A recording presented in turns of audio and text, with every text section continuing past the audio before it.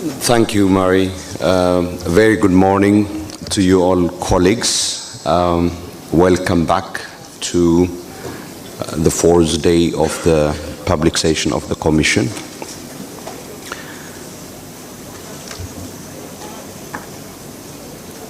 As in the previous days, we will be alternating between item 4 and item 5 of the agenda of the public session.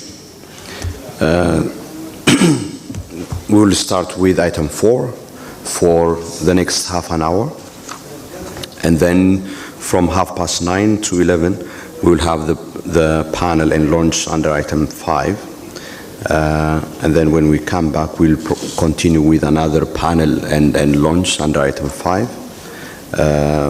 Before we break for lunch, we will return back to item 4,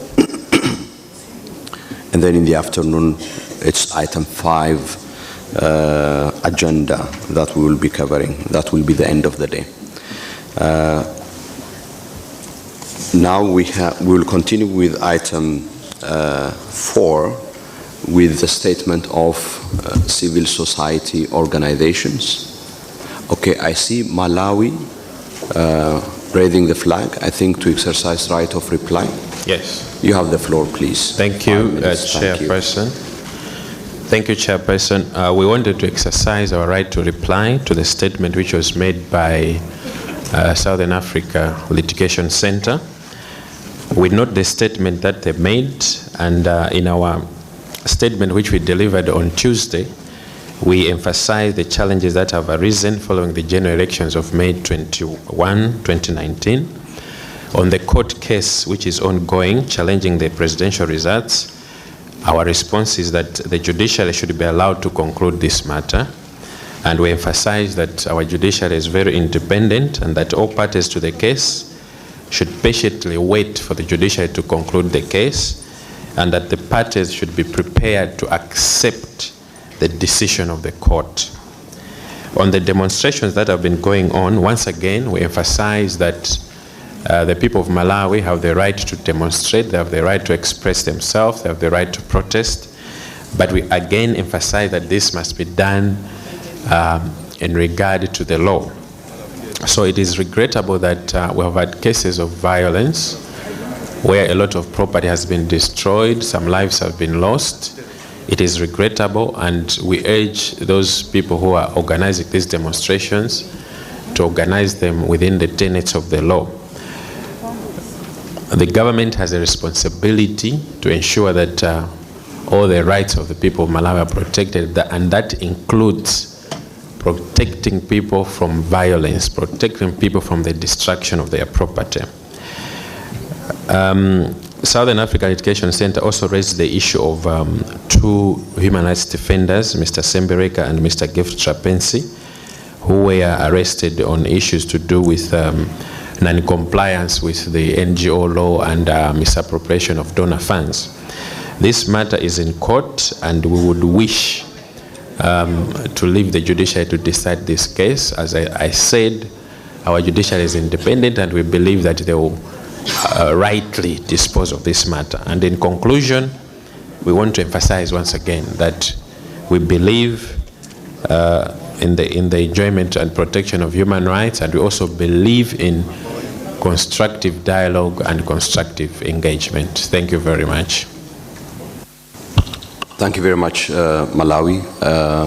We very much appreciate that you reaffirm the need for respecting the rights of citizens to exercise their right of assembly, freedom of assembly, in that context including to protest, and the issues that have been highlighted in your reply certainly underscore the fundamental importance of the Commission's guidelines on the management of peaceful protest by states, and the principles that should guide how the state authorities go about exercising their responsibilities. Thank you very much once again.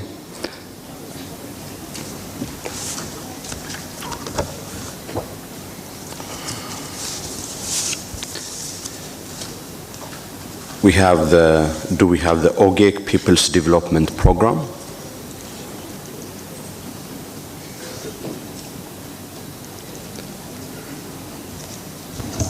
You have 4 minutes. Thank you. Thank you, Chair.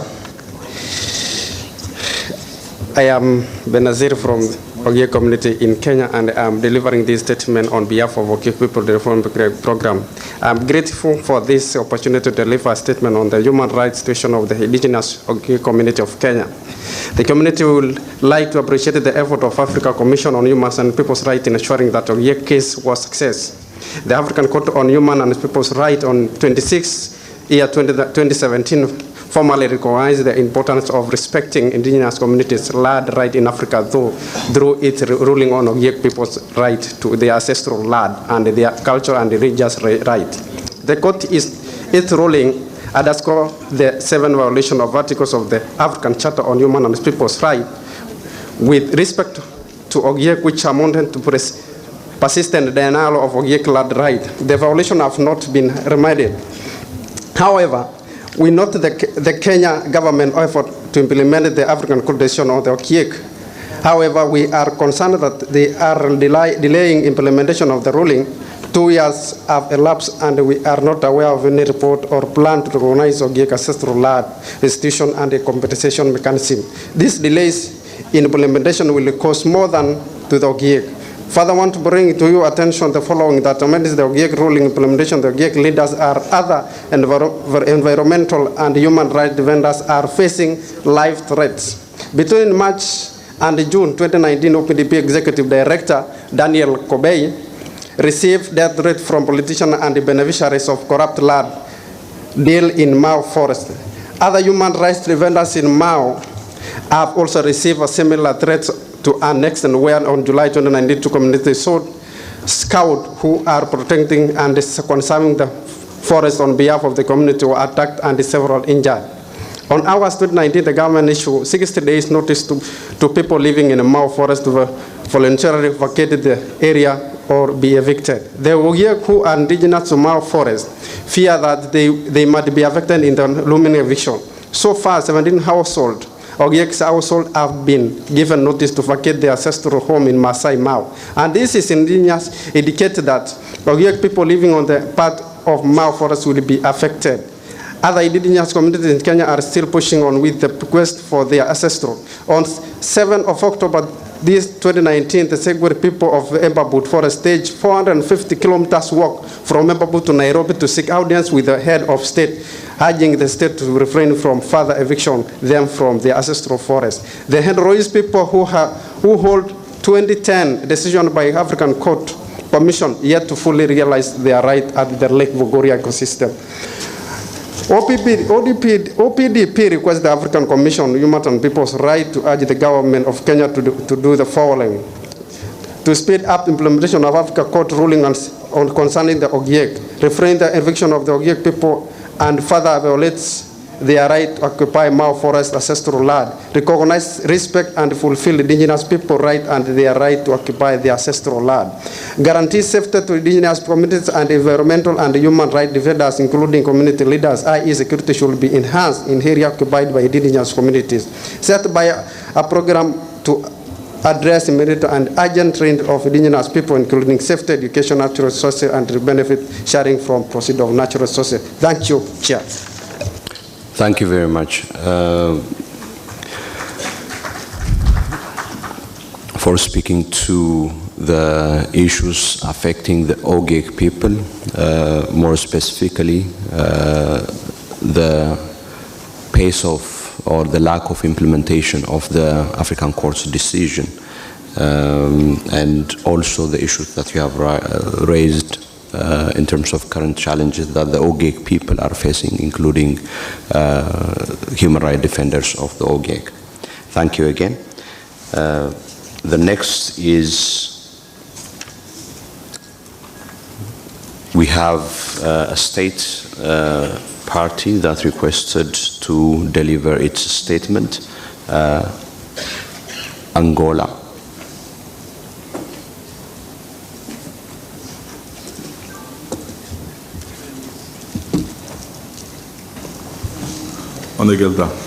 Thank you. Thank you, Mr. Chairman.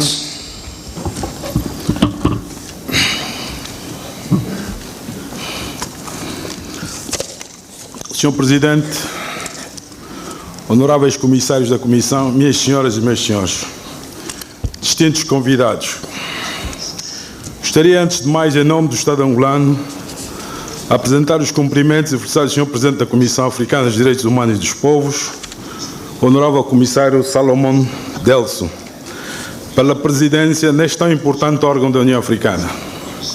É para nós uma honra participar em mais uma sessão desta comissão, numa altura em que se comemora os 50 anos da Convenção sobre os Direitos dos Refugiados. Aproveitamos a oportunidade para lembrar os motivos espelhados no preâmbulo da Convenção, que indicam as razões pelas quais os Estados africanos adotaram a mesma. Resistamos com inquietação a existência de um incessante e crescente número de refugiados em África, desejosos de encontrar os meios de atenuar a sua miséria e sofrimento e de lhes assegurar uma vida e um futuro melhor. Como podemos ver, as aspirações dos Estados em 1969 mantêm-se atuais, pois, segundo dados do Alto Comissariado das Nações Unidas para Refugiados, os migrantes africanos constituem cerca de 31% de um total de 68,5 milhões de pessoas decorrente das guerras, conflitos étnicos, perseguições por crenças religiosas, convicções políticas e preconceitos contra as minorias, assim como as calamidades naturais. Como sabem, a República de Angola é parte da Convenção de 1982 e ratificou em abril de 2013 a Convenção da União Africana sobre a proteção e assistência às pessoas deslocadas internamente em África. Recentemente, Angola aderiu a vários tratados de direitos humanos, sendo que 2 relativos ao Estatuto do Apátrida, a Convenção sobre o Estatuto dos Apátridas de 1954 e a Convenção para reduzir os casos da Apátrida de 1961. Contudo, as estatísticas oficiais demonstram que em Angola existem mais de 160 mil estrangeiros em situação regular e destes, mais de 40% são refugiados e requerentes de asilo político.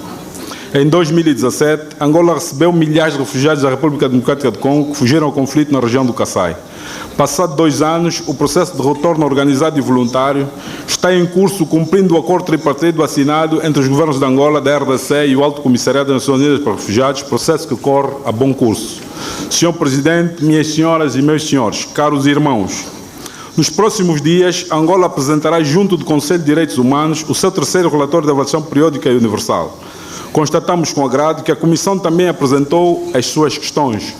Para este diálogo, um amplo processo de consulta foi realizado envolvendo os diferentes parceiros da sociedade civil, académicos e das agências das Nações Unidas. Angola, como referido acima, ratificou 6 novos documentos de direitos humanos, a saber, a Convenção contra a Tortura, a Convenção sobre a Eliminação de todas as formas de discriminação racial, o 2º Protocolo relativo à abolição da pena de morte, o 2º Protocolo adicional, a Convenção de Genebra relativa à proteção das vítimas dos conflitos armados e as 2 Convenções sobre o Estatuto e a redução dos casos da apátrida. Com a ratificação dessas convenções, Angola torna-se parte de quase todos os principais documentos em matéria de direitos humanos. Do mesmo modo, Angola não tem relatórios atrasados, nem aqui no sistema africano, nem no sistema das Nações Unidas. Senhor Presidente, honoráveis comissários, minhas senhoras e meus senhores, Angola tem uma estratégia nacional de direitos humanos. A elaboração desta estratégia contou com a mais ampla participação da sociedade civil a nível nacional e foi dada a conhecer aos parceiros do Governo em direitos humanos, encontrando-se atualmente no Conselho de Ministros para a sua formalização e aprovação. A Estratégia Nacional de Direitos Humanos visa reforçar a capacidade interna dos angolanos para promoverem, defenderem, fiscalizarem, corrigirem, denunciarem e condenarem os atropelos aos direitos humanos de forma objetiva. A elaboração da Estratégia Nacional de Direitos Humanos teve um diagnóstico da evolução dos direitos humanos em Angola em 3 períodos diferentes: antes da independência nacional, até 1975, o período da Guerra Civil em Angola de 1975 até 2002 e o período de paz de 2002 até os dias de hoje. Neste sentido, já foram impulsados 16 comitês provinciais de direitos humanos. Recordar que Angola possui 18 províncias. O início do novo ciclo político inaugurado pelo presidente João Lourenço em 2017 dá garantia que os direitos humanos assumiram outra dimensão e atenção. Nota-se, com efeito, um novo impulso nos direitos humanos, destacando-se o encontro com algumas organizações representativas da sociedade pelo Presidente da República em dezembro de 2018. A comutação de penas de 8 cidadãos presos, a libertação de 4 outros condenados por crimes contra a segurança do Estado e a elaboração de um estudo para reparar os danos sofridos pelas vítimas da repressão pelos déficits de governação, por perseguição política e as vítimas dos massacres da subversão e outras vítimas da guerra. Relativamente ao combate à corrupção, à impunidade, ao nepotismo e ao crime organizado, é a principal prioridade do Executivo, que aprovou importantes diplomas e foram reforçadas as instituições do Estado vocacionadas para o combate à corrupção e os crimes contra os bens do Estado, destacando-se aqui a aprovação do Plano Estratégico de Prevenção e Combate à Corrupção em dezembro de 2018 e o início de uma campanha nacional para a moralização de todos os setores da sociedade. Senhor Presidente, honoráveis comissários, minhas senhoras e meus senhores, o quadro legal de promoção e proteção dos direitos humanos está a conhecer uma evolução considerável, com destaque para a recente aprovação, a 23 de janeiro deste ano, do novo Código Penal da República de Angola. Incorporou normas de proteção contra a discriminação baseada na orientação sexual, a punição para os casos de mutilação genital feminina. The booth, they are saying that they can't hear you. I don't know where the problem is. It's not my... Can I continue? Em maio deste ano foi aprovada a nova lei sobre liberdade de religião e crença. A mesma reduziu o número de exigências para o reconhecimento das igrejas em Angola. Este ano, pelo menos 2 organizações que avaliam a liberdade de expressão no mundo colocaram Angola na lista dos países menos repressivos, situando Angola em 109º lugar dos 180 países avaliados. No que concerne ao acesso à terra por parte das comunidades, no âmbito da implementação do programa Minha Terra, que visa atribuir títulos de terra para as comunidades rurais e simplificação do processo de atribuição de títulos às cooperativas, estão a ser atribuídos 3.600 títulos de terra para as comunidades rurais das províncias do Bié, Mochico, Huambo, Namibe e Cabinda, Huila e Cabinda. O sul de Angola está a passar por secas cíclicas, tendo afetado mais de 1 milhão de cidadãos. Para comatar a situação, foi elaborado e aprovado um programa de assistência emergencial e a zona recebeu a visita do Presidente da República, Sua Excelência João Manuel Gonçalves Lourenço. Foram reabilitados 114 pontos de águas e construídos 97 pontos. Está em curso a construção de 6 barragens de retenção de água e uma vasta campanha de solidariedade para a distribuição de alimentos, medicamentos, utensílios e outros. De 18 a 22 de setembro, Angola realizou, em parceria com a Unesco e a União Africana, a Bienal de Luanda. Fórum Pan-Africano. Kindly conclude, please. Fórum Pan-Africano para a Cultura de Paz e Não Violência em África, um evento que juntou entidades e diversos países, que teve vários painéis de temas de avaliação e atenção do continente. Meus senhores e minhas senhoras, Angola defendeu os 2 relatórios tratados do relatório de implementação do Pacto de Direitos Civis e Políticos, a eliminação da forma de discriminação da mulher, Nações Unidas, e aqui o ano passado Angola apresentou o relatório de implementação da Carta Africana dos Direitos Humanos.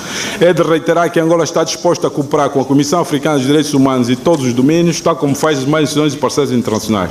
Termino reafirmando que defende o diálogo com base na resolução de qualquer problema e está disponível para contribuir para que o nosso continente seja pacífico, onde se respeite de facto e de jure os direitos humanos. Thank you very much. Merci beaucoup.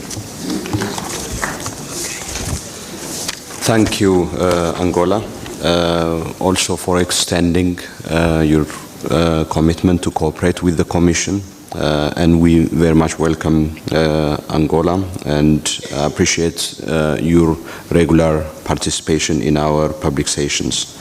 We also take note of your points relating to issues concerning the theme of the year of the African Union on IDPs, refugees, and also the various issues that you have highlighted in terms of new legal developments in Angola, particularly the ratification of a number of treaties, including the Convention Against Torture, that of the Convention Against all forms of racial discrimination, and the one that prohibits death penalty. We applaud Angola on this.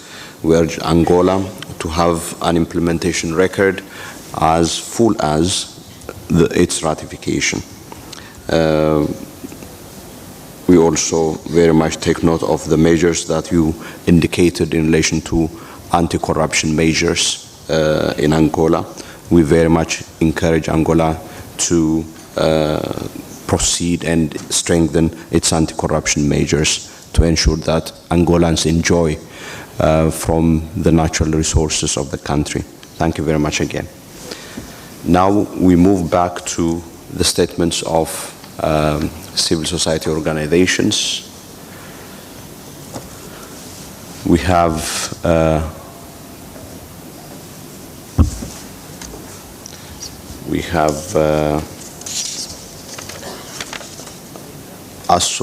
Associate Constrendo Comindade. You have the floor, sir. Thank you. 4 minutes. Excelência, Senhor Presidente da Comissão Africana dos Direitos Humanos do Povo, senhores comissários, distintos delegados, caros colegas, meus senhores, todos os protocolos reservados. A Associação Construindo Comunidade agradece a oportunidade e a honra de, mais uma vez, usar a palavra nesta magna Assembleia. Eu sou Hermenegildo Teotoni, sou advogado do Mosaico, Instituto para a Cidadania. A situação dos direitos humanos, senhor Presidente, em Angola, tem vindo a registrar alguns avanços dignos de realce, em especial no que concerne o acesso à justiça, mais concretamente o direito à nacionalidade.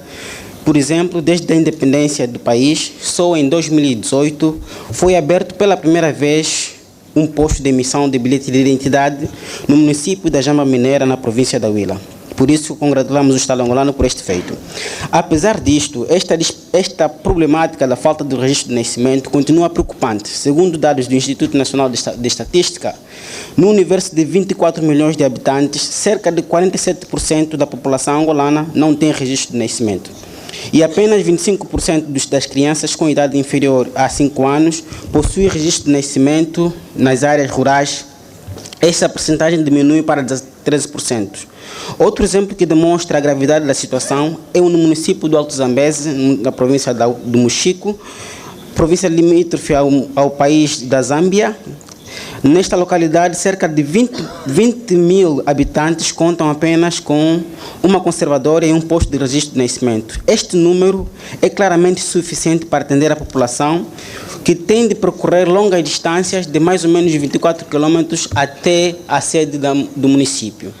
Excelência, senhor Presidente, a dificuldade no acesso ao registro de nascimento e atribuição de bilhete de identidade é um efetivo problema no acesso à justiça, na medida em que a falta de registro de nascimento põe em causa a realização de direitos fundamentais, direitos humanos, nomeadamente o direito à nacionalidade, à educação, direito à saúde, direito à liberdade de circulação, direito dos trabalhadores, direito do trabalho, todos reconhecidos na Carta Africana, nos artigos 4, 12, número 1, 16, 17 e o artigo 6 da Carta Africana dos Direitos e Bem-Estar da Criança. Além disto, esta preocupação nas províncias é maior nas províncias limítrofes, nas fronteiras, que faz com que os populares, os cidadãos, se sintam sem pátria. Queremos aproveitar essa oportunidade para exortar a Comissão Africana, no sentido de instar o Estado angolano a formalizar a lei ou decreto de massificação e extensão do registro gratuito a todos os cidadãos. As organizações da sociedade civil angolanas, entre elas o Mosaico, acreditam que o problema do acesso ao registro de nascimento e a atribuição de bilhete de identidade é um problema de falta de vontade política e a sua persistência deve-se à insuficiência de investimentos em infraestruturas, materiais e recursos humanos. Tal investimento é urgente e a ação do governo para resolver este problema é insignificante. Se não vejamos, no OGE 2019, revisto, confirma a tendência de maior desinvestimento no setor, porque vários programas foram extintos, como também a dotação orçamental do Programa Massificação do Registro de Nascimento e Modernização do Bilhete de Identidade e Registro Criminal. No OGE revisto, houve uma redução de quase $15 mil norte-americanos.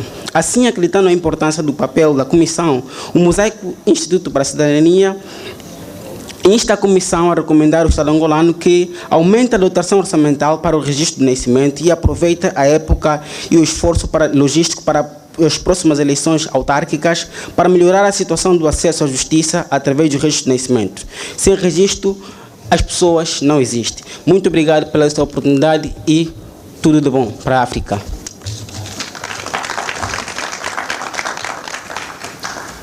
Thank you very much.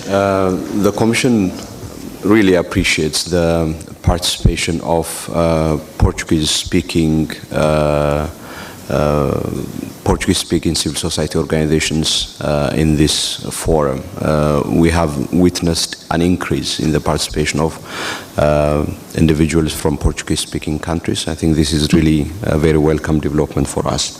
We appreciate the points that you have highlighted, particularly in relation to access to birth registration and the impact that it has for those without access to it, particularly, as you said, those in the border areas and in rural areas. Thank you very much again. We have the next one, CAGPO.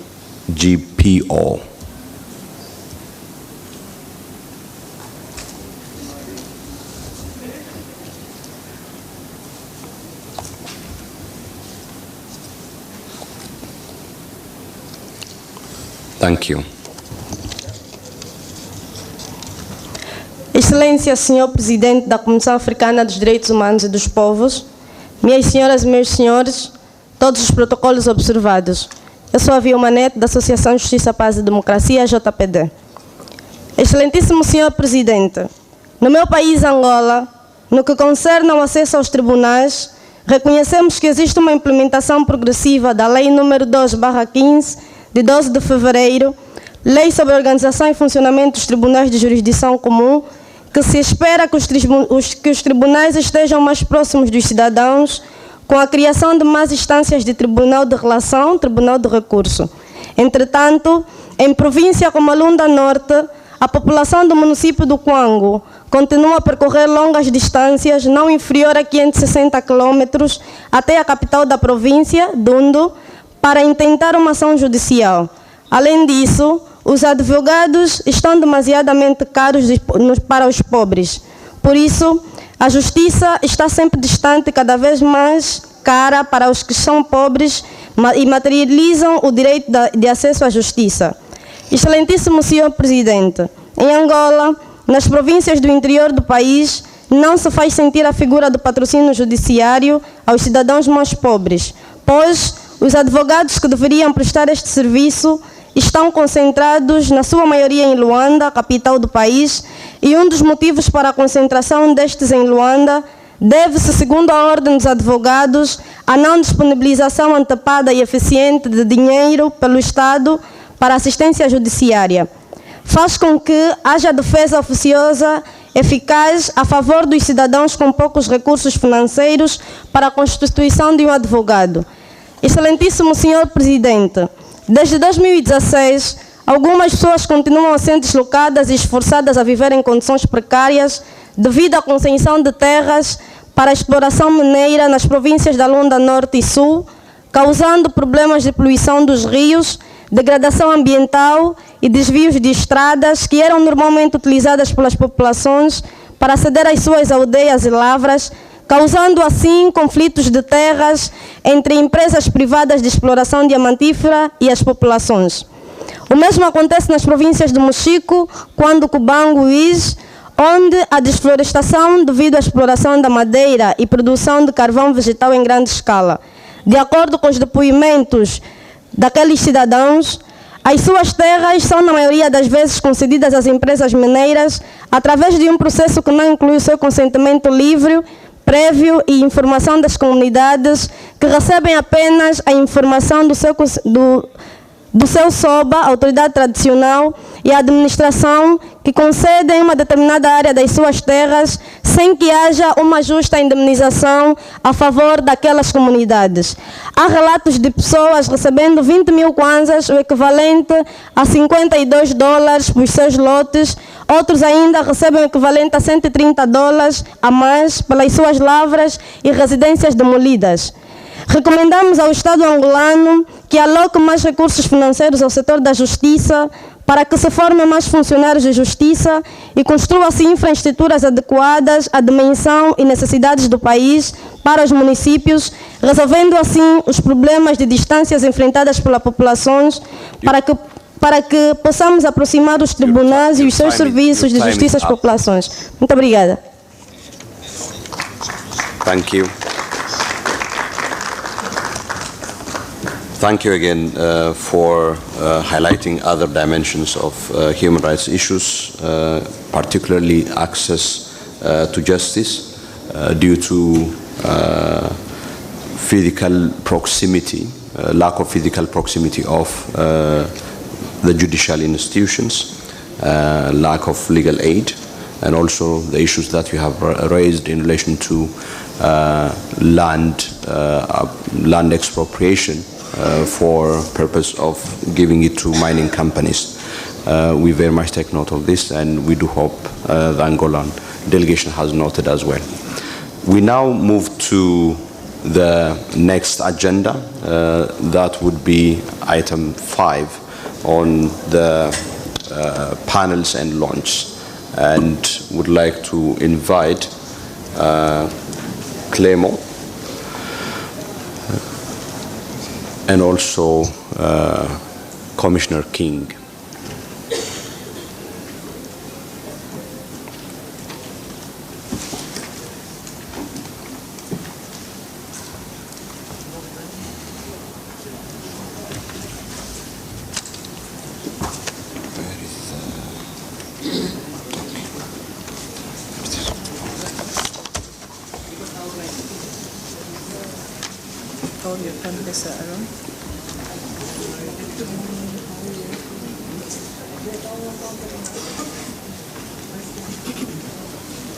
King, welcome.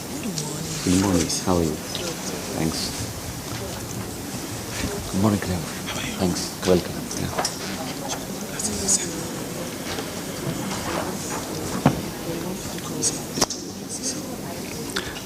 Welcome to Commissioner King and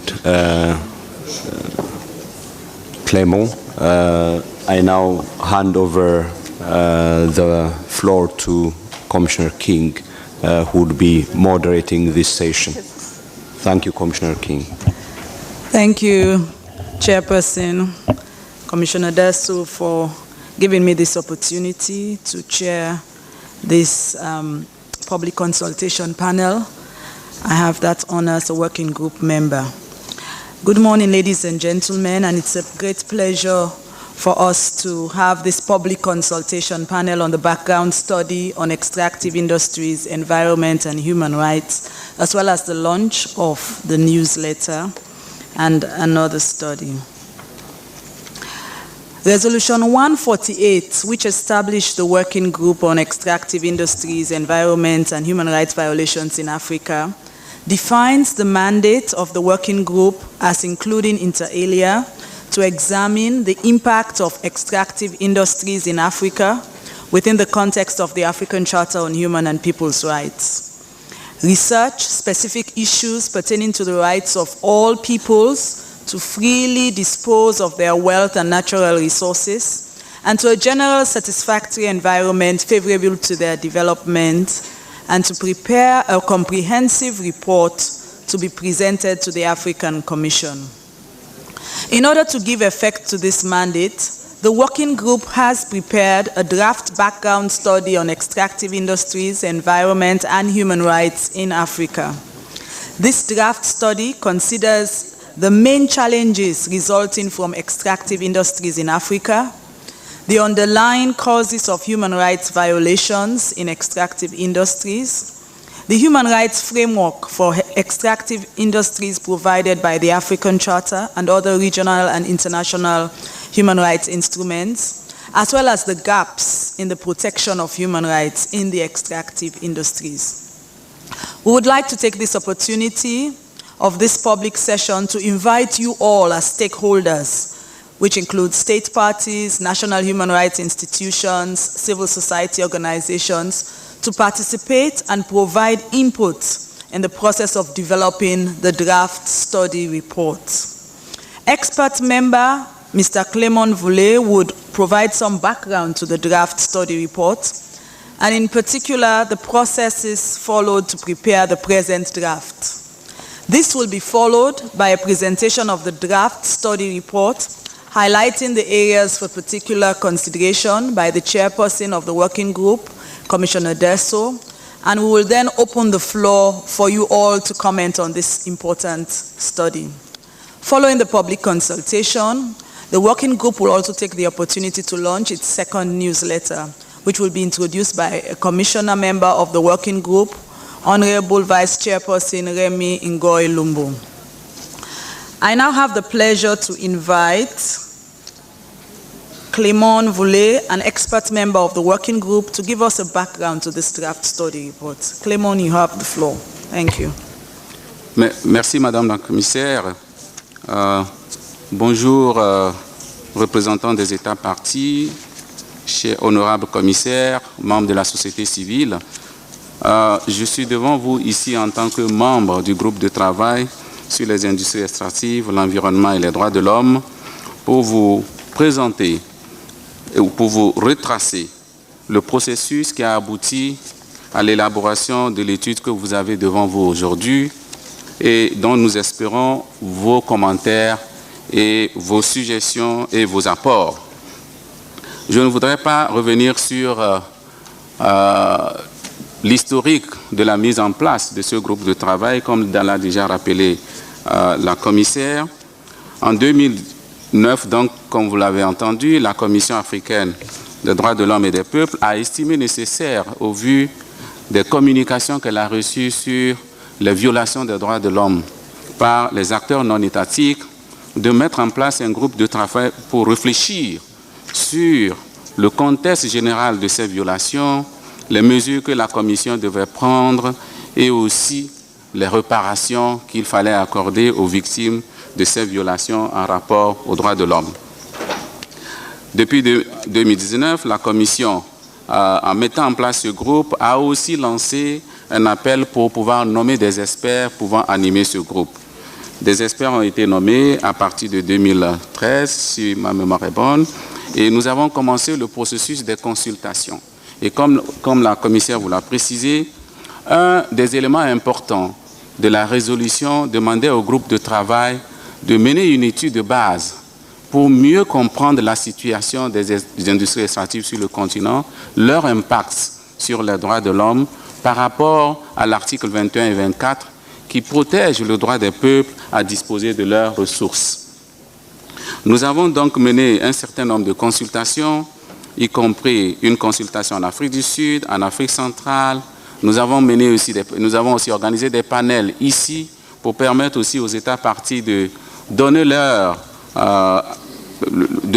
opinion par rapport à la situation. Nous avons aussi organisé des rencontres d'experts pour mieux comprendre la situation générale. Mais depuis 2013, de 2013 à 2015, ça a été un processus intensif de récolte d'informations, de questionnaires, d'interviews pour pouvoir mieux comprendre la situation générale des droits de l'homme par rapport aux industries extractives sur le continent. Toutes ces consultations ont produit des rapports, mais il fallait qu'on arrive à mettre ces rapports-là dans un document compréhensif qui pourrait permettre à la Commission africaine de mieux appréhender la situation des droits de l'homme, l'impact des industries extractives sur les droits de l'homme et les mesures que la Commission devait prendre pour pouvoir résoudre ces problèmes, y compris les mesures par rapport aux réparations. Nous avons été soutenus dans ce processus par le Centre de Pretoria des droits de l'homme, mais aussi par le Law Resource Center, mais aussi beaucoup aussi par des ONG au niveau continental qui ont ardemment participé au processus, mais aussi qui nous ont fourni des informations.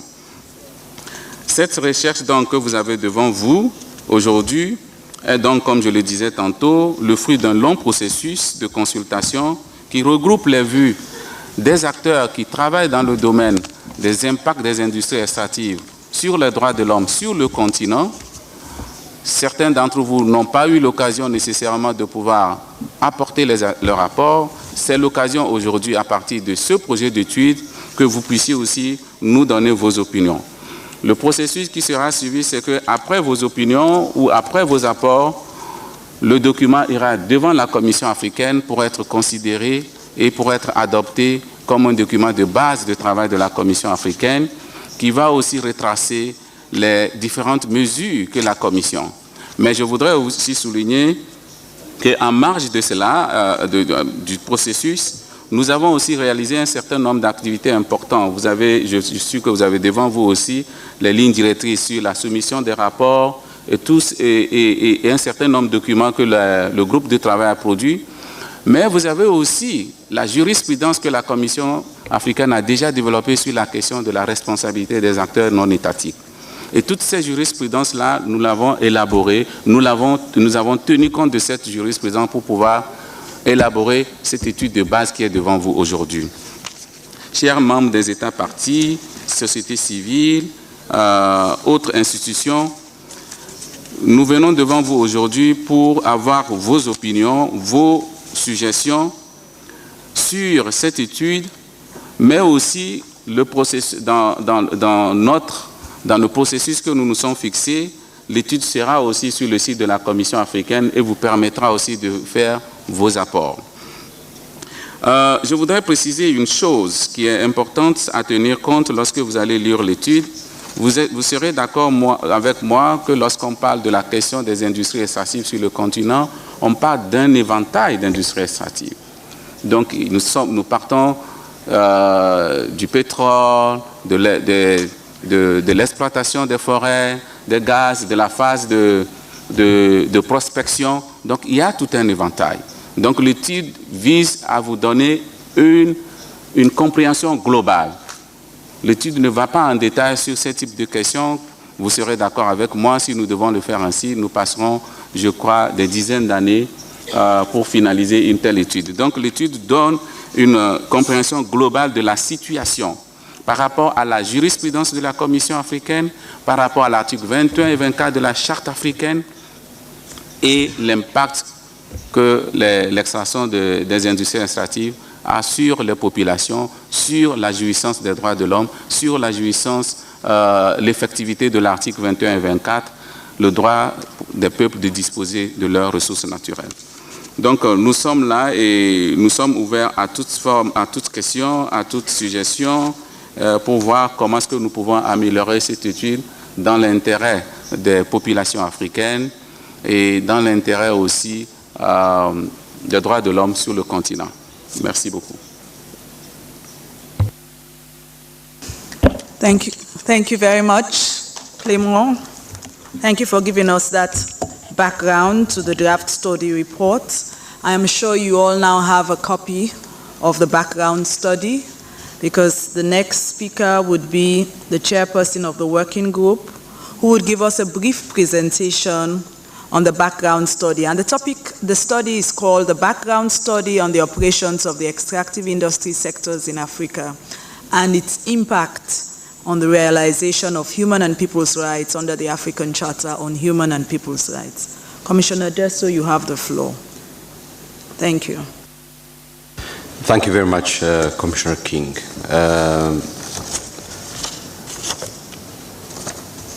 The background study, as Commissioner King as well as Clément highlighted, is a result of the work of the working group on extractive industries, work that the working group has undertaken for many years since its establishment.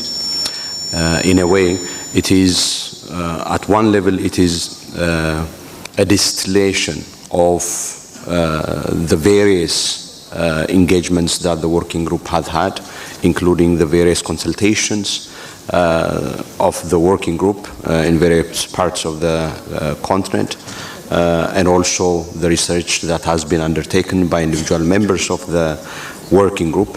And ultimately, of course, it is also inspired by the various, the jurisprudence of the Commission itself in this area, the work that the working group also has done in terms of normative elaboration, such as, for example, the adoption by the Commission of Resolution 367, which covers the wide array of issues arising in the extractive industry sector, affecting the rights of peoples relating to their land, their environment, relating to also the possibility of being participants and beneficiaries of the operations of extractive industries,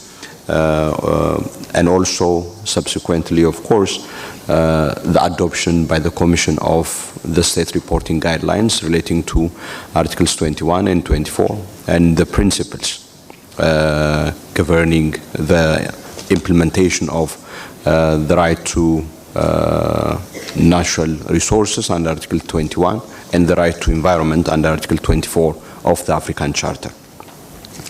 One of the important contributions of the working group is to draw attention to the specific and often very serious human rights issues that arise in the extractive industry sector, a sector with very huge impact on the land, the environment, the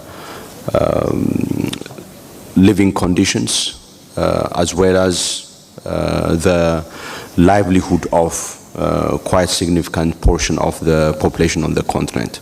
A sector which has the potential to contribute tremendously to the development of Africa, but as you know, this is also a sector that is characterized by what we call the natural resource curse, a phenomena. It is not really a natural phenomena. It is a human-made phenomena that results from the fact that extractive industries often operate in a manner that is not compliant with the provisions of the African Charter on Human and People's Rights. They also have huge amount of political and economic power, which skews the relationship between states and these extractive industries in their favor and to the determinant of the population of African states. So it is also, as you know, Africa is affected by a huge amount of illicit financial flows out of the continent, and the major culprit for this huge illicit flow of resources and money in particular out of the country, over 50 billion US dollars a year, according to the AU and UNECE high-level panel on illicit financial flows in Africa, headed by former President Thabo Mbeki. And the extractive industries is the major culprit in this respect. The extractive industries has also been associated with various other factors that have undermined democratic governance on the continent by undermining close ties between states and their population, since the money and the proceeds that is obtained from extractive industries basically disincentivize states from relying on the tax that they collect from their societies. So this report therefore tries to put together the work that has been done so far into a coherent whole, and also deliver on the assignment that the Commission entrusted to this working group, which is to produce this background study. So the study has 4 parts. The first part deals with the introduction, and the introduction provides the background to the study that both Commissioner King as well as Clément highlighted. It also provides the scope of the study as well as the methodology used in putting together the study. It also offers a definition of what the extractive industries covers. Part 2 presents what we call the experience of the continent with respect to the operation of the extractive industries sector. And when we talk about the experience of Africa with respect to the extractive industry sector, we are talking about both in terms of whatever contribution that the extractive industry sector might have made to the improvement of the socio-economic conditions of countries endowed with natural resources, and also the adverse impact of the operations of extractive industries on human and people's rights. And it also, this is also the part where we identify not only the impact of the operation of extractive industries on human rights, but also the factors and drivers of these various adverse impacts of the operation of extractive industries. Here we are talking about, for example, the fact that Africa continues to be the origin of the extraction of these resources, but not necessarily the site where, for example, the price of these resources is set. The price of these resources is set not in Africa, but elsewhere in the world. And also the value addition on these resources is also done elsewhere in the world, not on the continent. And of course, there is a lot of benefit that is lost as a result of this. The power imbalance that I mentioned earlier on, and ultimately and very importantly, the lack of effective regulatory frameworks at the level of African states is one of the areas.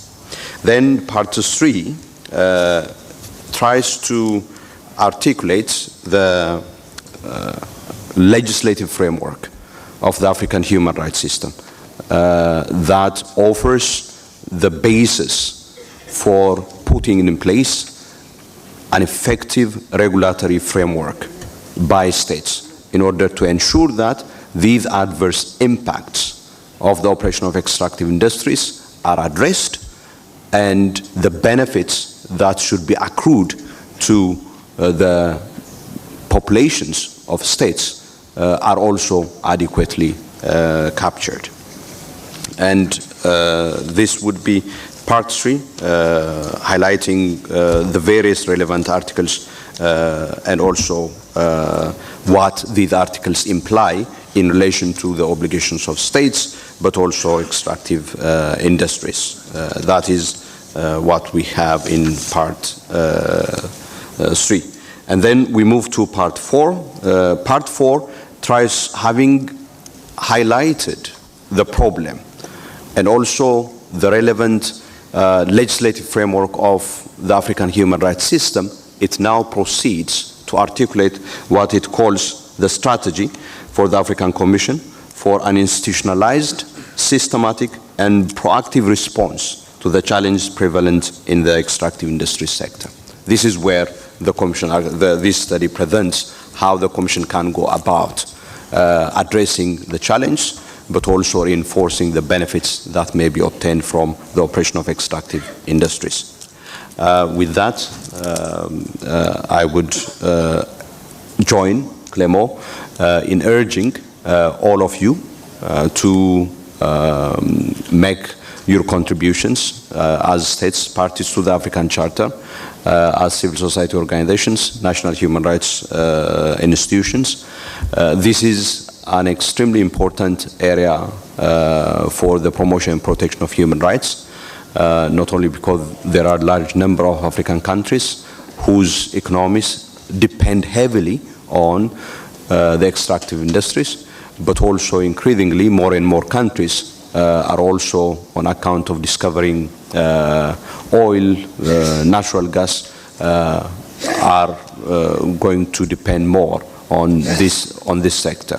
For example, the Eastern Africa part of the continent is not usually known and associated with the extractive industry sector, but new discoveries in Uganda, in Kenya, in Tanzania, Mozambique they have highlighted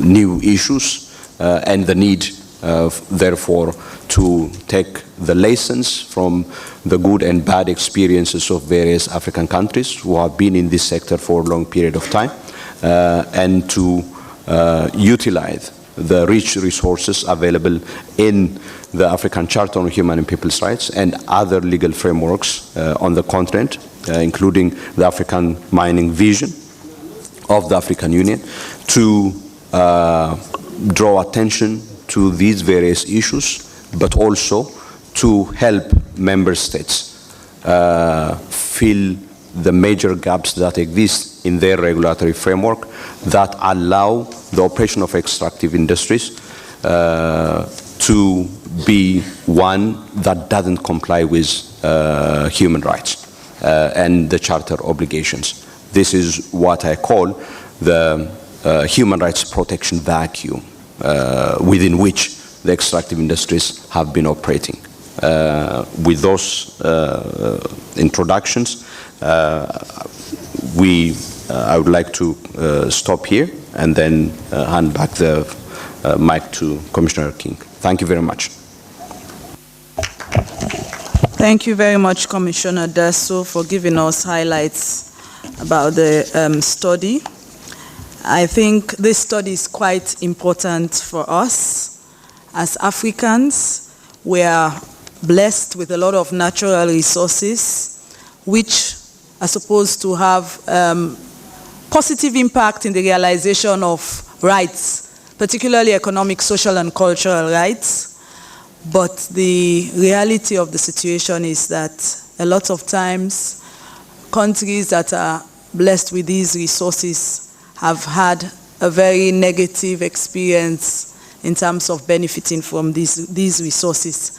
And it's about time, if we are to achieve Agenda 2063, if we are to achieve the SDGs, we really need to ensure that we take a human rights-based approach in terms of looking at the extractive industries to ensure that we benefit positively from the resources that we have. Furthermore, we cannot gainsay that the extractive industries has also had some amount of negative impact on the lives of people living in these host communities, indigenous people, women and children.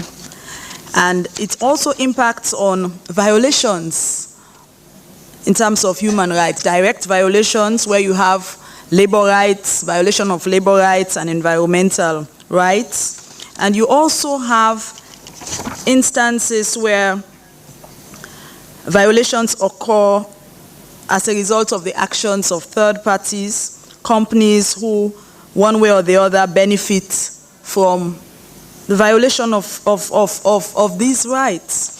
So it's important that we have this opportunity to look at the study and contribute and give a perspective. So I would now open the floor and ask whether commissioners have contributions to this study. Any commissioner? I see none. I'll come back to you if you want to contribute. State parties? Yes, I see Eritrea. You have the floor. Thank you, Madam Moderator. I would like to thank the panelists for a very informative presentation. Actually, you invited us to comment on the study, but since we just got it, we were not able to peruse through it. But from what we heard during the presentation, we'd like to make some contribution on the subject and to share also Eritrea's experience. The basic concept that Eritrea follows in terms of management of its mineral resources is that the resource belongs to the population, and the government only has the role of managing it on their behalf. And in regard to extraction and processing, since Eritrea currently doesn't have the technological and financial expertise, at present we work in partnership with international companies.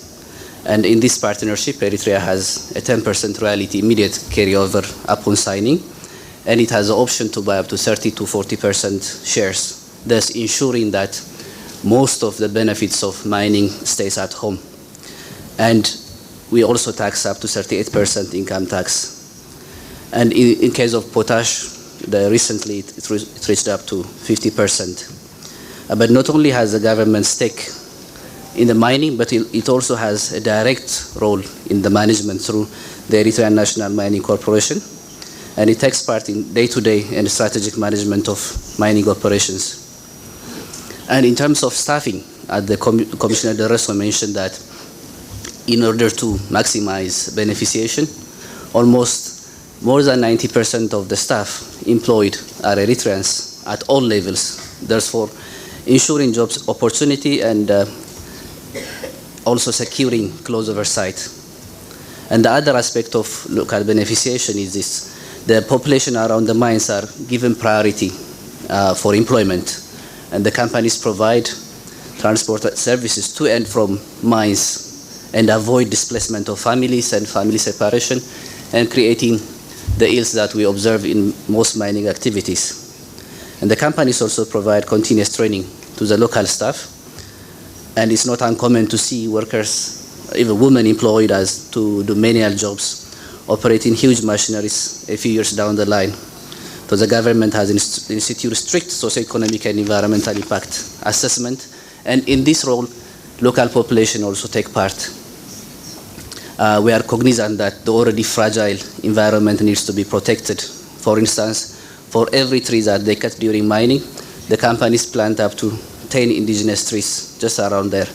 And we are also working to create vertical and horizontal linkages and to optimize the benefits and ensure that it creates a basis for diversification and industrial development. Through that, we ensure that the rights of the local population are guaranteed. If there is any displacement, they are ensured residential houses with better quality. They are provided health and education. So also, although Eritrea has a nascent mining industry, our plan is to use it and to expand it for the development of the nation. Thank you.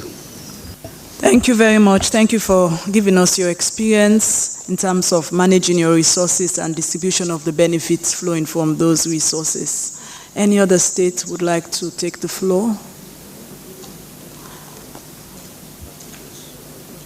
NHRIs?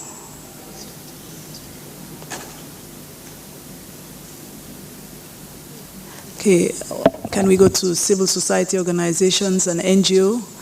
Yes, I see your hand. I see two people this end, so thank you. Please introduce yourself and before you make your contribution.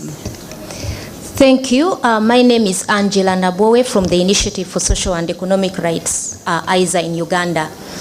Thank you so much for the discussion. I want to draw attention to the issue of the lack of effective regulatory frameworks at the state level. Many of the challenges that we are experiencing in many of our countries are related to issues of land, environment, living conditions, and livelihood of big population as elaborated by Commissioner Daso. I think speak to the weak regulation, especially around at the country level, because what we have at the moment in most of our states is that there has been a lot of emphasis on environmental impact assessments, frameworks relating to the environment and paying attention to that. But even with that, that is not very effective because it depends on who is doing that assessment. There is a need to look more into social impact assessments, but also to look at the issue of the principle of free, prior and informed consent, because many of the challenges that we're experiencing with many population is because there is no free, prior and informed consent. What many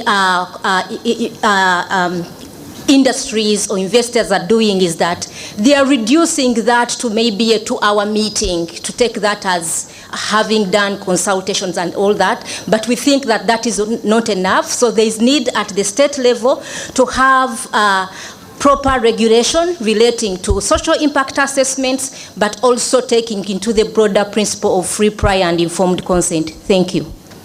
Thank you very much for your contribution. Thank you. Yes, you have the floor.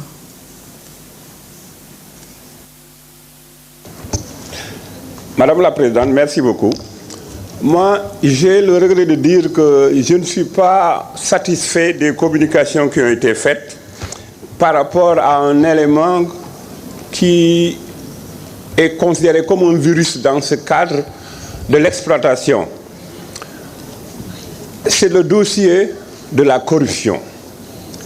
Parce que dans cet élément d'exploitation, on ne parle pas de millions de CFA ou de pesos ou consorts. C'est des fortes, très fortes sommes d'argent.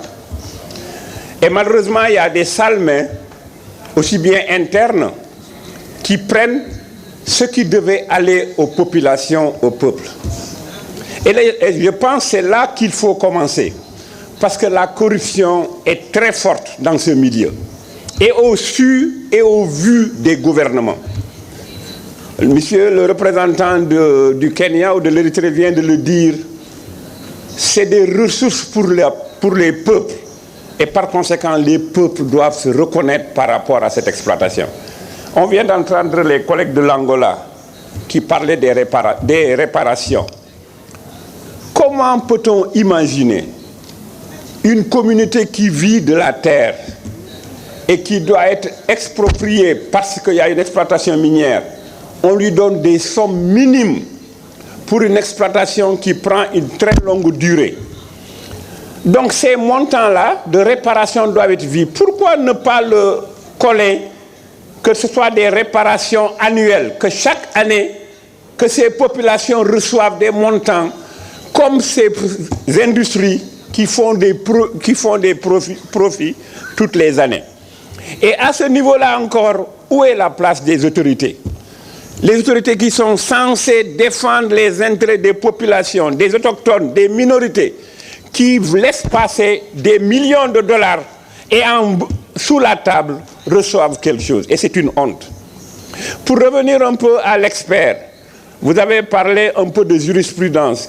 Quels sont les points saillants de cette jurisprudence qui peuvent aider à réparer tous ces défauts dont je viens de parler? Je vous remercie. Thank you very much. Yes, thank you.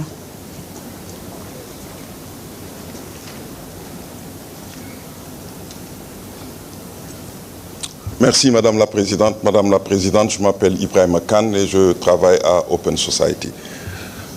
Madame la Présidente, on n'a pas eu connaissance du contenu du rapport, mais il y a un volet qui me paraît important à prendre en considération, c'est le contentieux. Pas le contentieux, la jurisprudence de la Commission, mais le contentieux contre les compagnies minières. Vous savez qu'il y a quelques années, les États africains ont adopté un protocole dit de Malabo, qui non seulement crée une sorte de cour pénale africaine, mais a introduit la possibilité d'intenter des poursuites contre les compagnies minières. C'est exactement l'article 28 L bis de ce protocole.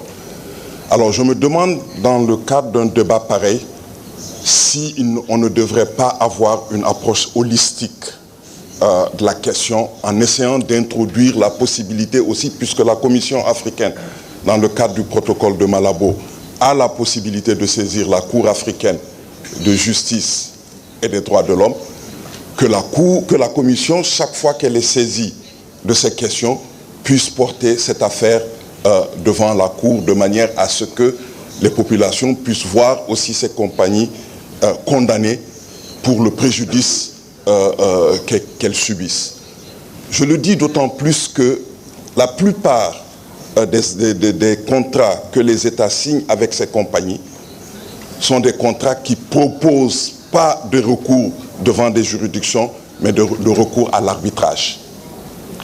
Et récemment, un rapport a montré, le rapport date de ce mois, que dans la quasi-totalité des procédures d'arbitrage que l'on a contre les États africains sont perdants, parce que 64% de ces arbitrages se font aux dépens des États africains et pour les compagnies minières en question.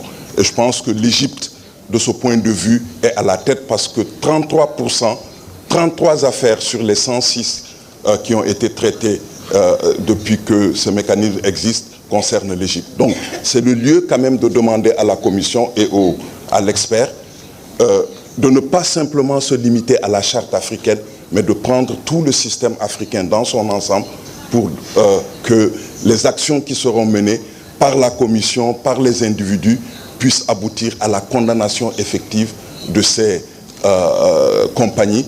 Et ça pourrait permettre aux États africains aussi d'utiliser ce mécanisme pour au moins faire une balance avec les pertes que ces États-là subissent quand ils vont devant les procédures d'arbitrage. Merci, Madame la Présidente.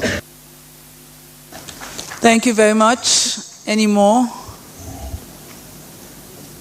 Yes.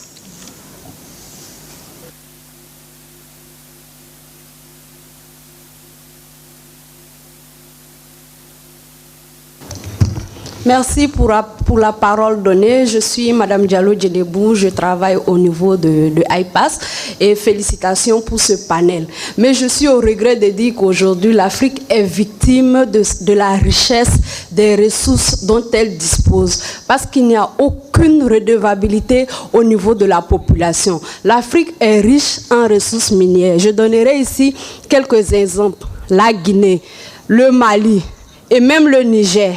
Malheureusement, chaque jour, des milliers de jeunes Africains quittent l'Afrique pour aller mourir en mer. Quand vous parlez avec ces gens-là, ils n'ont aucun plaisir à aller à l'extérieur, à immigrer, à mettre en vie leur vie en danger. Ils vous disent tout simplement que je préfère mourir en mer parce que je n'ai rien chez moi. Alors qu'on dit que l'Afrique est le continent le plus riche en ressources naturelles. Aujourd'hui, ce que je demande, c'est vraiment d'avoir une redevabilité au niveau de ces États. Parce que ces États-là ont des super pouvoirs.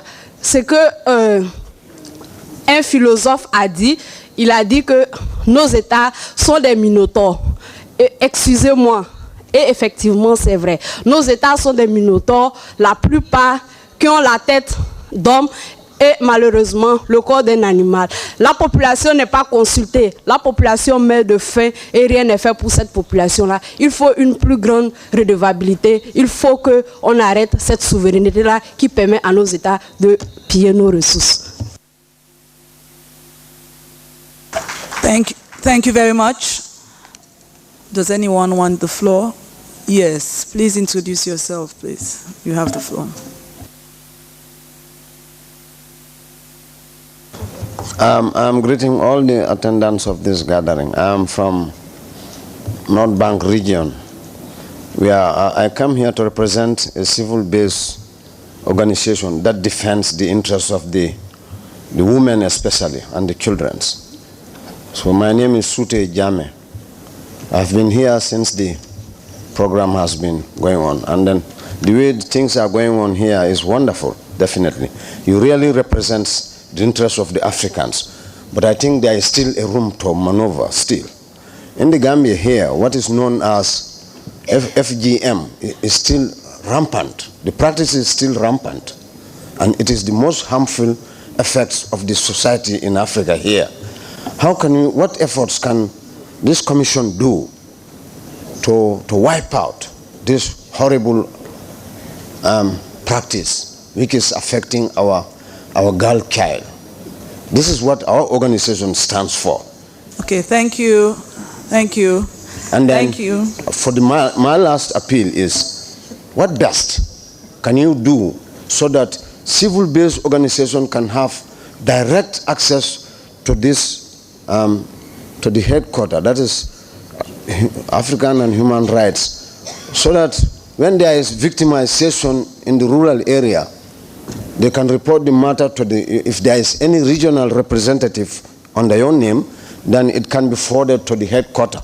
But if this is not existing, it means many Africans are not aware of the efforts that you people are making at the moment. Thank you very much.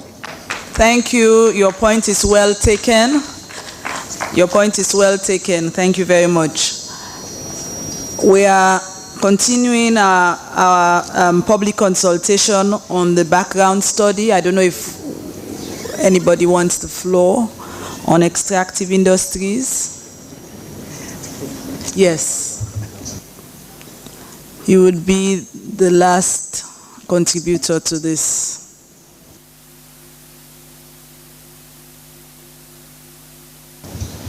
Thank you very much, Madam Chair Lady. My name is Nyaradzo Mutonori from Zimbabwe Environmental Law Association. I would like to congratulate the panel and also looking into the newsletter and the issues that are there. I would like to draw the panel to the issue of the situation of environmental human rights defenders. These are the human rights activists, the paralegals, community-based groups that are fighting to defend their right to a clean environment and to say no to mining and extractive industries in their community. These environmental human rights defenders often find themselves being victims of attacks by the state through its uniformed forces working in coalition with private security companies that are hired to protect the property rights of the mining companies. And there is a need to really look at access to remedy for the environmental human rights defenders and access to justice for the cases where they are subjected to such attacks. That is my contribution, but also to pay particular attention to the women environmental human rights defenders who are affected in a different way in comparison to their male counterparts when they work, and sometimes end up facing cases of sexual and gender-based violence as they are defending this right to a clean environment and the right to their land and natural resources. Thank you very much. Thank you. Thank you very much. Oh, I see a hand up. Okay, thank you. You have the floor. You'll be the last person contributing. I'm Daniel Kobei from Kenya, from Ogiek Peoples. I think when we talk about these industrial issues or extractive industries without talking about investors, we'll be lying to ourselves, because investors are the one bringing the money to Africa. And most of the issues affecting the problems here in Africa is money coming either from other countries, especially outside Africa. So there should be a lot of emphasis on policies related to investment, especially on extractive industries. Because the World Bank, IMF, and all these have some policies related to this. But more often than not, indigenous peoples and communities are not aware, because the government are the one who are discussing in the boardrooms and everywhere about the money coming for extractive industries, but literally it is only at a later stage where we are involved. So there should be a lot of emphasis on informed consent with indigenous peoples and the community, so that they are aware of what kind of extractives to be done and what impact will it have to their lives as far as climate change is concerned. Thank you. Thank you. Thank you very much.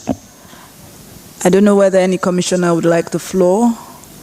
If not, I will hand over the floor to the panelists. Oh, okay. Commissioner Swagbo.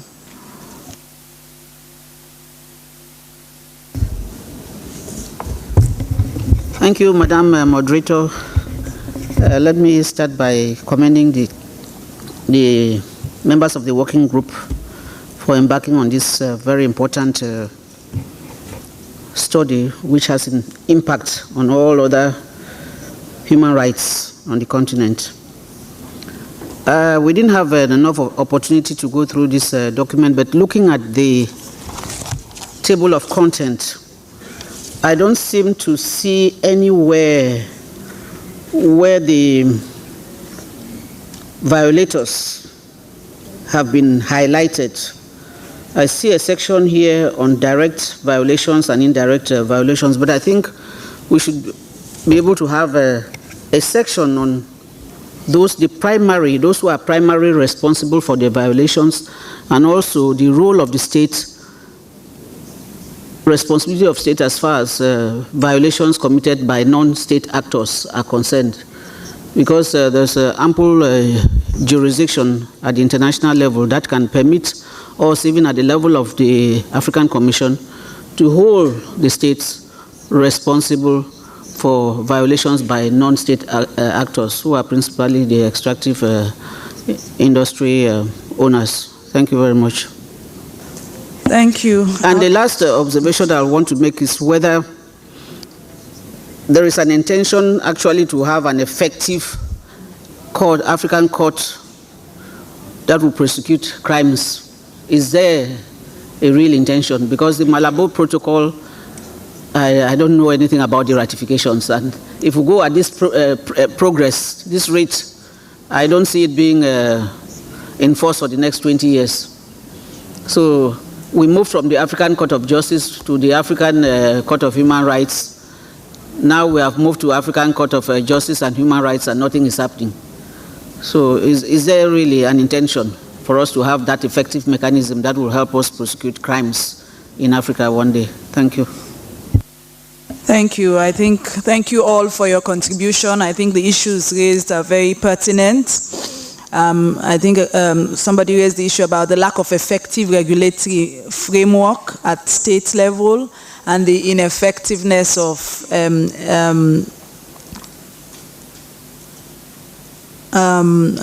what is it called? Environment impact assessment.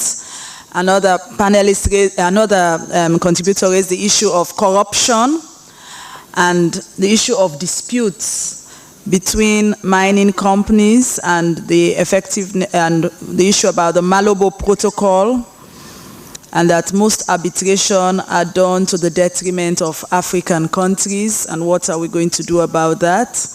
And that Africa has been a victim of resource because there is no accountability to the population for violations. And there's also the issue of human rights defenders that came up, that those who are working in the field, access to remedy and justice when they face threats or their rights are violated. And somebody raised the issue about investors. We should focus on investors because there are times when it would appear that we're attracting the bad investors and not the good ones. And there should be emphasis on policies relating to investment. And that indigenous communities should have the information in terms of the information about the particular type of extraction or activities that will be done in their communities and the effect this would have. And the participant also raised the issue of free, prior, and informed consent, that information is pertinent to have that. And violators, I think Commissioner Swagbo highlighted the need to have a section that will deal with who are the violators, who are primarily responsible, like a section in the study, primarily responsible for violation, and the issue about non-state actors, holding states responsible for the actions of non-state actors as well. And again, the issue about whether there is a need for us to look at the court, whether we would have an effective court to prosecute crimes for some of these violations. I'll now hand over to Commissioner Dasso, and then the expert member Clement would also have the floor. Commissioner Dasso, you have the floor. Thank you very much for the rich contributions and inputs that participants have provided us. First, as per the usual practice of the Commission, the draft would be on the website of the Commission so that the public would continue to provide its inputs and contributions. So this is basically to assure you that this is not only opportunity, this is basically to introduce the draft and and what is contained in the draft, and to initiate you into looking very closely into the study. That is the first observation that I would like to make. The other points that have been highlighted, one relates to the question of corruption, the question of the weakness of the regulatory framework governing the extractive industry sector. This is an issue that is covered in the current draft,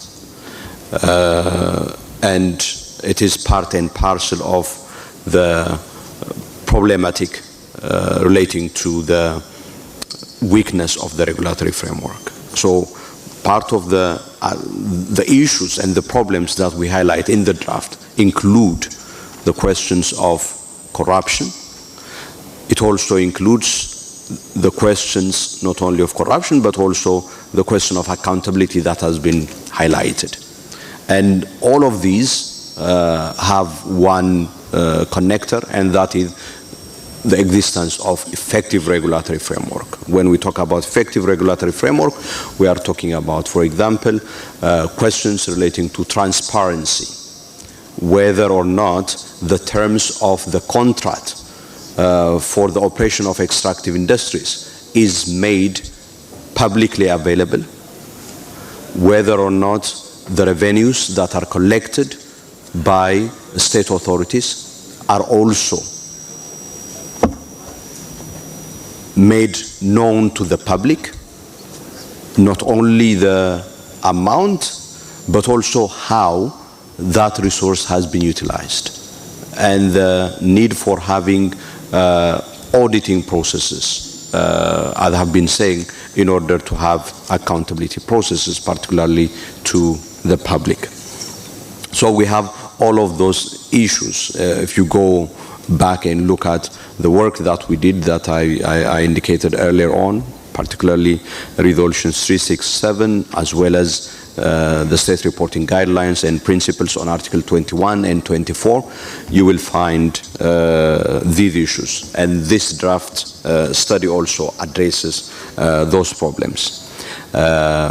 Also, the point that Commissioner Swagbo raised in terms of who these actors are. For example, the question around private security companies, the question around the extractive companies themselves, and it would include, as we would launch this newsletter in the course of this session, this panel, there are a number of operators. So the network is a very huge network. When we talk about corruption, it's important to understand that it's not just the authorities at the state level. It is an entire network from the local authority level all the way up to bankers, lawyers at the international level. Sometimes some of the financial institutions of the world as well. All right. So we have to put the problematic of the extractive industries in that broader scope, and of course the history behind the extractive industries in Africa, which goes all the way back to the pre-independence period, and the relationship that has been built over the years.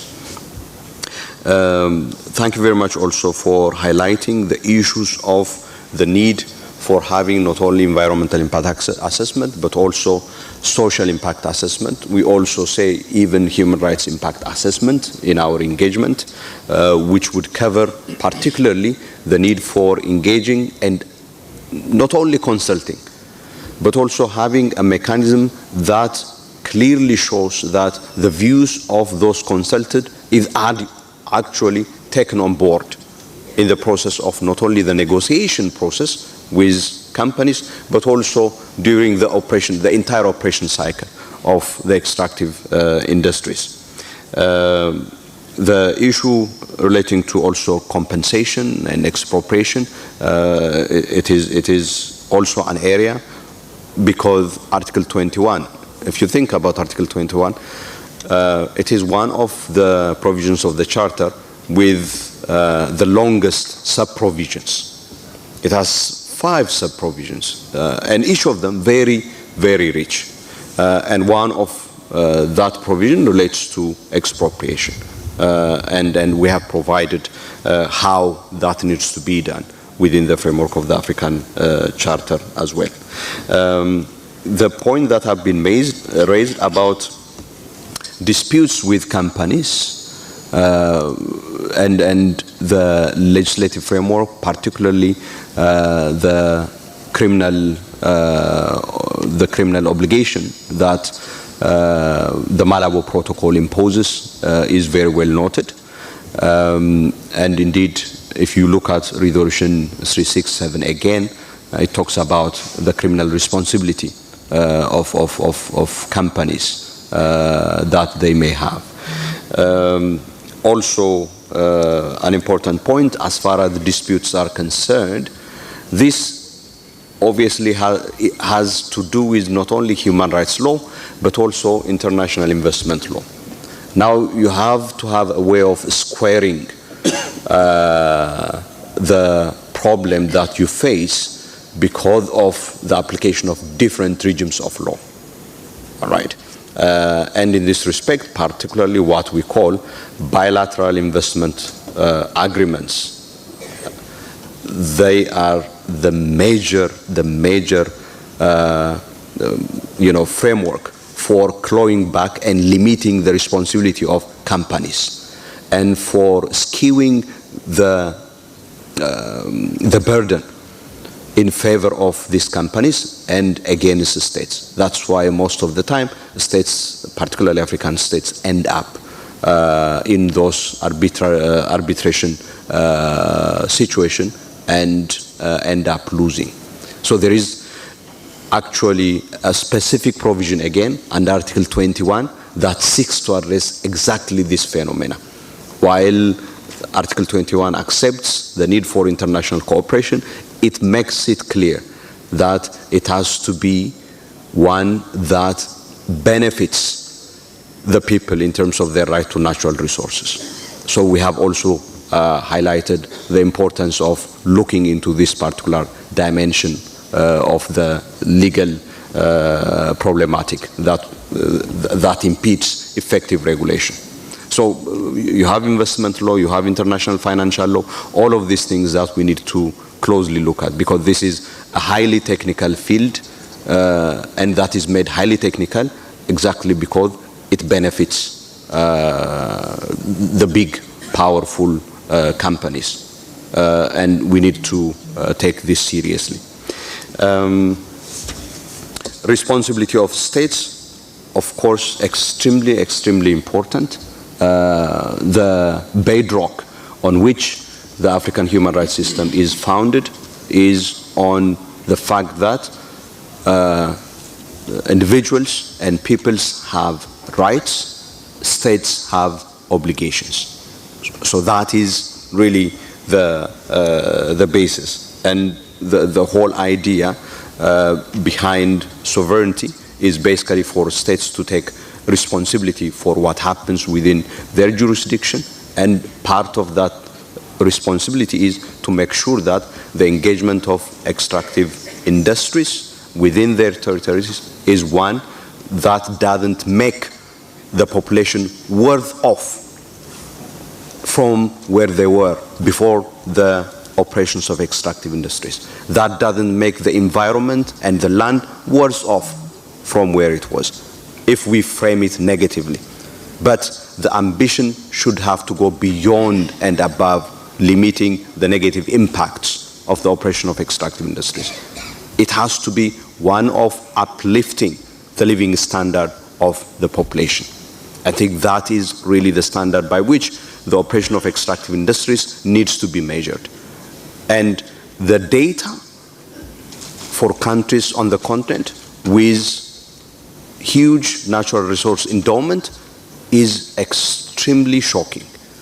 It is in these countries that you have a poorer standard of living. than countries with less endowed natural resources. And it's not because there are no resources. It's because of the governance system. It's because of these networks that I talked about. And in our newsletter, we draw attention to one important work that tries to really follow these networks in their various manifestations, as Commissioner Swagbo mentioned. I think that is what I would like to say, but to thank you again and to say that we will go back and add all the rich contributions that you have made. Thank you very much. Thank you very much, Commissioner Dasso. Clement, you have the floor. Yeah. Thank you very much, Commissioner. And I think Commissioner, the chairperson already answered most of the question. But I would like also to thank Eritrea for for providing some of the example and also sharing some of the policy the country adopted at the national level, but also urge the country also to open up their border for the working group in order for us to be able to come and see the effectiveness of some of this policy that the country has been taking in order to mitigate the adverse impact of the extractive industry. As we mentioned in several times, for the working group, it's also important to be able also to visit some country and come back with best practices that the working group can share. So we'll be happy, Your Excellence, to receive soon the invitation from Eritrea to be able to come and then assess the effectiveness of some of the policy that you just mentioned. Regarding the jurisprudence, I will invite my friend from Mauritania to go to I know that the study was just distributed, so you didn't have time to go through it, but there is also the emblematic case around the CERAC where the commission find the state guilty for not protecting its citizens against the adverse impact of the extractive industry. So we have also the Kilwa case. There's a number of the case jurisprudence here that you can also go through and also draw your own opinion, but also your own understanding on the impact of extractive industry. Yes, some of the participants also mentioned the issue of the women, which when you go to the page 23 is there, but I think that's go through it and then try to see if this reflects your own experience at the national level, and probably there is a need to also add some of the elements around women human rights defenders and defenders that work in a particular situation around the extractive industry, which I think is a good suggestion that we will be looking at. But also I want to draw your attention, you talk about the child, we have also the child labor issue here. You can also go through it, and then when you go to the page 26, yes, you can also draw, and you have also an example about the child labor in mining in Uganda that you can also, where we have quite a number of the case, but please have a look and then you can also make your inputs. But I want also to draw your attention also on the last page of the draft study here, the page 65, where also we draw some of the critical area that we think need in-depth research.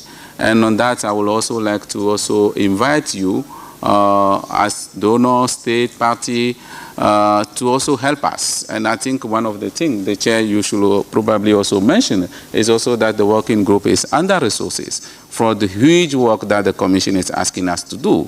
Understanding the impact of extractive industry on the continent coming up. So is it also important for state, for also donor in the room also to be able to support us, in particular, for us going, looking at those areas that was mentioned, in particular the area of the vulnerable group. There are quite a number of the areas that the study mentioned here on the page 65, and I will invite you also to look at this page and see if you are interested to support us. Then you can support us in this area. I would like also to mention also, I think the question, I think the chair already mentioned it. Yes, I think we also take heavily on board the cry of one of the participants saying that Africa is rich but still poor, and that young people now are crossing the Mediterranean to find a best life. And I think this is the purpose for us also doing those studies, in order to help states to have a best governance of natural resources that respect human rights, in order to ensure that young people that are the future of Africa find this continent a safe place to live, and also promising continent, but also the continent that will be the future lead continent for the world. So I think this is what we are trying to do, and we really count on your support, your understanding, but also your input to this study. Thank you very much. Thank you very much, and thank you all for contributing to this discussion. Please remember that the draft will be posted on our website, so you can go back and thoroughly read the document and give us comments. We'll welcome feedback from you on it. We'll now move on to the launch of the working group's newsletter, and I would like to give the floor to Commissioner Remi Ngoy Lumbu for this. Thank you.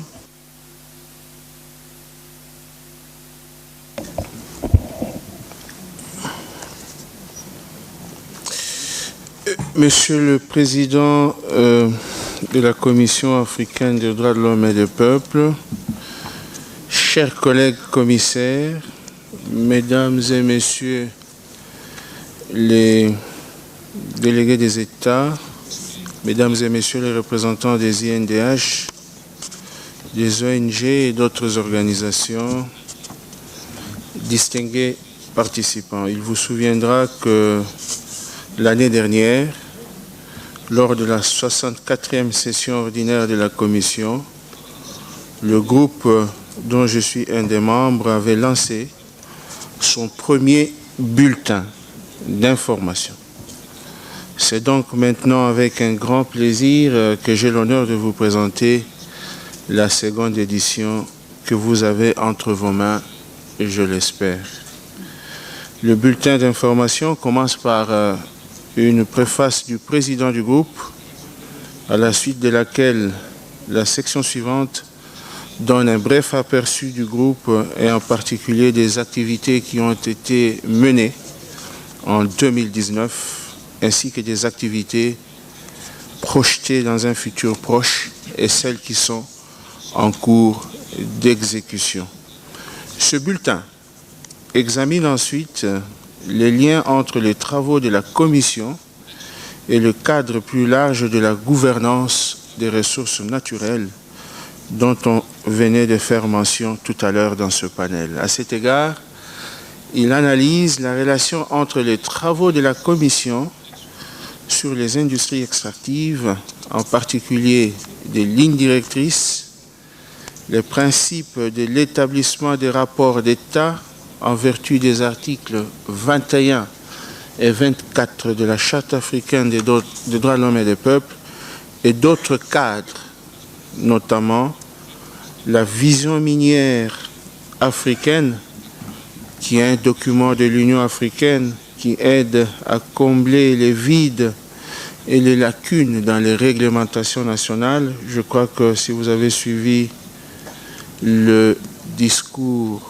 du président du groupe de travail, il en a parlé à un moment donné. Il y a également le mécanisme africain d'évaluation par le pair, l'initiative pour la transparence dans les industries extractives, ainsi que les principes directeurs des Nations Unies relatifs aux entreprises et aux droits de l'homme que tout le monde connaît. Un autre article de fond pose la question de l'impact des industries extractives sur les droits des femmes en Afrique. On en parlait tout à l'heure des femmes défenseurs des droits de l'homme qui sont une catégorie qui mérite une protection. Alors il y a un article de fond qui pose la question de l'impact des industries extractives sur les droits des femmes en Afrique. Cet article a été rédigé par une experte que nous connaissons tous, Madame Sheila Ketarut, qui est bien évidemment experte au niveau du groupe. L'article examine les différentes manières dont les femmes sont vulnérables et marginalisées dans les industries extractives. L'article est suivi par une recension faite par le président du groupe sur un livre d'un auteur très important, Tom Burris. Le titre de l'auteur, c'est le titre du livre, de l'ouvrage, c'est The Looting Machine. The Looting Machine. Cette recension parle des industries extractives et le vol systématique de la richesse de l'Afrique dont on venait de faire mention tout à l'heure dans les débats. Après une analyse approfondie des principaux arguments que contient ce livre, la recension relie les conclusions des travaux du groupe et explique comment les efforts déployés au niveau de la Commission visent à lutter contre le pillage des ressources naturelles sur le continent. Le bulletin d'information se termine par un profil de pays sur le statut des industries extractives dans un pays dont on ne rappelle plus la richesse immense, la République démocratique du Congo. Cette partie du bulletin a été préparée par un autre expert et membre du groupe, M. Eric Kassongo. Dans cette rubrique sont soulignées les principales implications et innovations du nouveau code minier de la République démocratique du Congo, promulgué en 2018 par l'ancien président Joseph Kabila. Nous espérons que vous trouverez ce bulletin d'information intéressant, informatif et constructif dans la compréhension quotidienne de la thématique du rapport entre les industries extractives et le respect des droits de l'homme. À présent, avec l'autorisation de Madame la Présidente du panel, je vous demande de bien vouloir accepter de lever en l'air, comme de coutume, les exemplaires distribués pour pouvoir ainsi lancer officiellement le bulletin d'information numéro 2. Je vous remercie.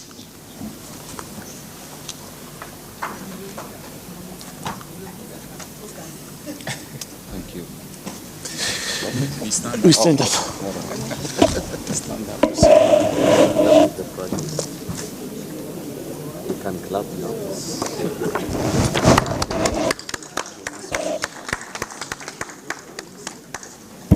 Voilà, Madame la Présidente du panel, lancé le numéro 2 du bulletin d'information du groupe de travail sur les industries extractives. Je vous remets la parole.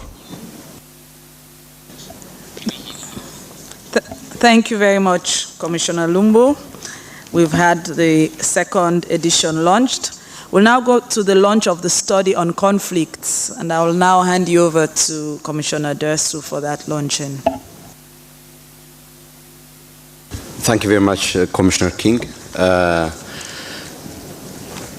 am very pleased to introduce to you another important work undertaken by the African Commission on Human and People's Rights, and this time to address human rights issues in conflict situations. As we all are aware from some of the experiences of conflicts on the African continent and indeed elsewhere in the world, conflict situations are among those specific contexts in which very serious violations of human rights take place. Often those who are engaged in conflict do not consider observance of human rights to be in their strategic interest, and therefore they operate without due regard to human rights, and also on account of the fact that the nature of conflicts have changed over the years from interstate conflict now to interstate conflicts, and increasingly to forms of conflict that often tend to deploy methods of violence that are outlawed by international law. And this we find a lot, particularly in the context of terrorism conflicts, terrorism-related conflicts. So this study is a result of Resolution 332 of the African Commission on Human and People's Rights, which called for the conduct of a comprehensive study that analyzes conflict and crisis situations on the African continent, the impact that these situations have on human and people's rights of the African Charter, also the way in which the African Commission on Human and People's Rights over the years had engaged in responding to and addressing the human rights issues in conflict situations. And some of the observations contained therein are that while the Commission has been engaged in responding to human rights issues in conflict situations, for example, the first spatial mechanism of the Commission was established in response to a conflict situation on the continent. More specifically, the civil war in Rwanda that was followed by the horrific genocide against the Tutsi in 1994. It was in response to that incident that the Commission established its first special mechanism. So the Commission had a long engagement with this issue, but the Commission didn't have a dedicated, comprehensive framework for a proactive engagement with issues relating to human rights issues in conflict situations. So its engagement has been characterized by ad hocism and also being reactive.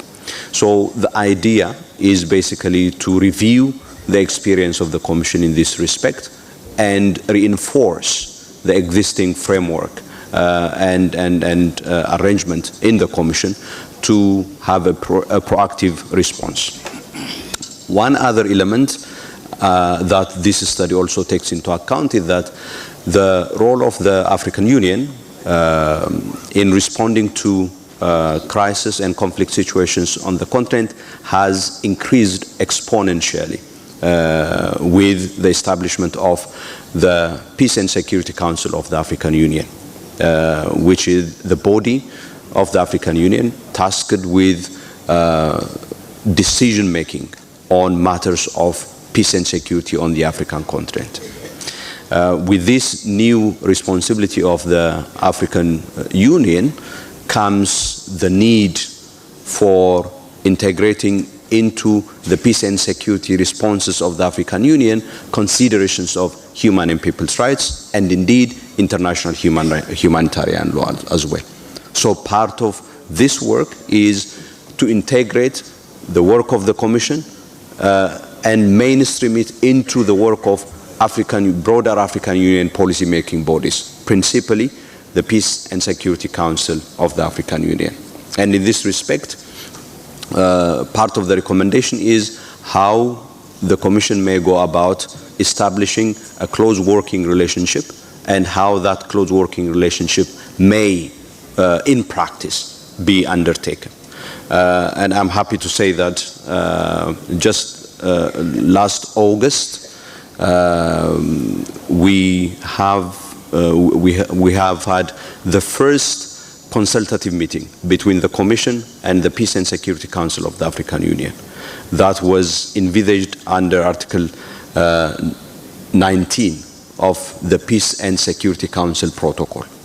And I'm happy to say that the Peace and Security Council, after the interaction, adopted the recommendations contained in this study in respect of the operationalization of Article 19 of the PSC protocol on working relationship between the PSC and this commission. For me personally, this study is a long time coming. I have started working on this area around 2006, 2007, and I produced a monograph in 2008 on human security, the role of the African human rights institutions. And one of the proposals contained in that monograph was the need for the Commission to have a dedicated framework on addressing human rights issues in conflict situations. Here we are today, more than 12 years after that, having this framework. I now call on all of you to grab the copy that you have with you for us to launch again the study of the Commission addressing human rights issues in conflict situations. Thank you very much.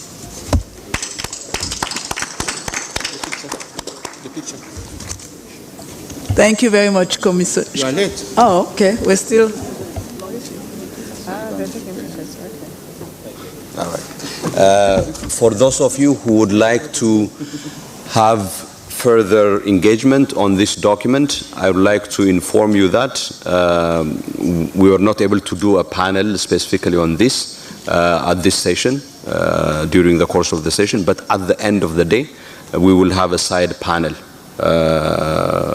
that you may be part of, and it will be in this hall after the conclusion of the public session. Thank you very much, Commissioner King. I think we have done very well in terms of our time. I give back the floor to you. Thank you.